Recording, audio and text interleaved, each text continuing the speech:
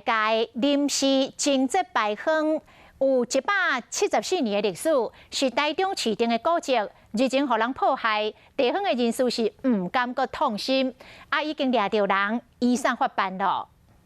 这是大家临时经济坊，最近所一位42岁姓赵的查甫人用红色的水彩笔来画，甚至搁伫牌坊内底搭棚字。他看到这个古迹字迹不明显，所以他就用那个颜料，红色颜料把它涂鸦。他希望人家来更了解这些。虽然他出于他的善意，但是对我们来讲是破坏古物。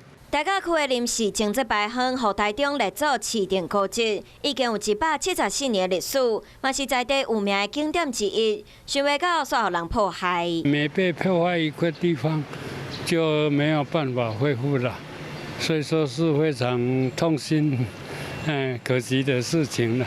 警方信后嘛，照毁损罪，将姓赵的查甫人移送法办，嘛要呼吁民众爱好好珍惜地方的珍贵古物。